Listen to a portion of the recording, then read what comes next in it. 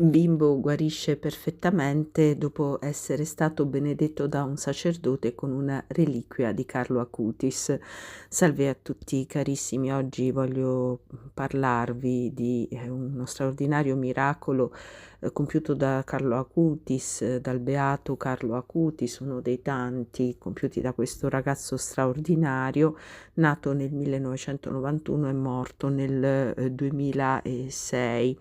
Carlo Acutis è stato un ragazzo straordinario che si è prodigato per un'opera di evangelizzazione soprattutto attraverso il web. Ha inoltre dato vita a una mostra che ha fatto il giro del mondo, una mostra in cui egli ha radunato i più grandi miracoli eucaristici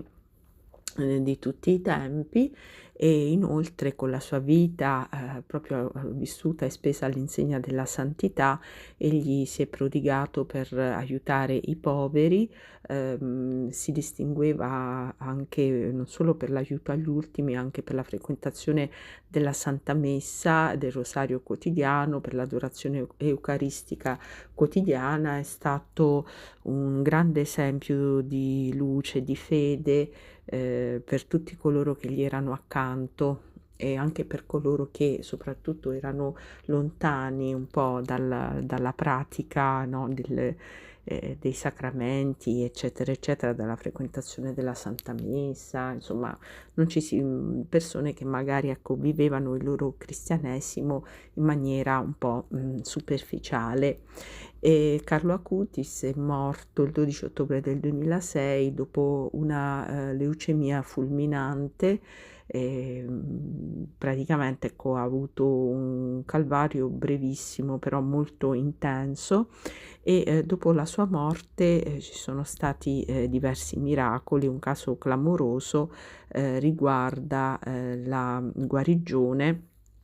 di un ragazzino in Brasile nel 7° anniversario della morte di Carlo Acutis. Carlo Acutis era morto il 12 ottobre 2006, ebbene il 12 ottobre del 2013 a Campogrande un ragazzino di 6 anni che era nato con una gravissima malformazione al pancreas, un pancreas biforcuto, e non riusciva a digerire alimenti solidi. Fu portato dai genitori ad una chiesa in cui i parrocchiani stavano facendo la novena a Carlo Acutis. Ecco che il sacerdote che dirigeva appunto la novena appoggiò un pezzo di una maglia, forse un pigiama di Carlo sporco di sangue, che Carlo aveva indossato il giorno prima di morire. Il sacerdote appoggiò questa reliquia sul piccolo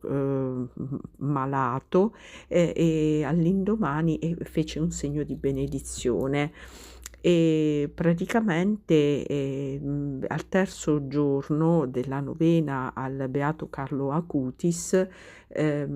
questo bambino ricominciò a mangiare come se nulla fosse. Venne fatta una TAC che dimostrò che il suo pancreas era diventato identico a quello di tutti gli altri individui sani, senza che ne fosse stato fatto alcun intervento chirurgico, e quindi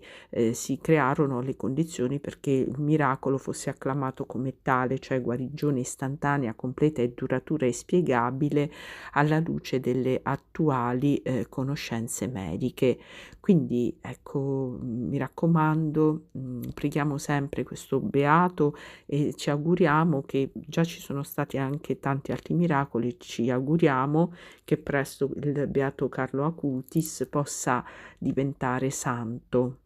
Il suo corpo intatto riposa ad Assisi nel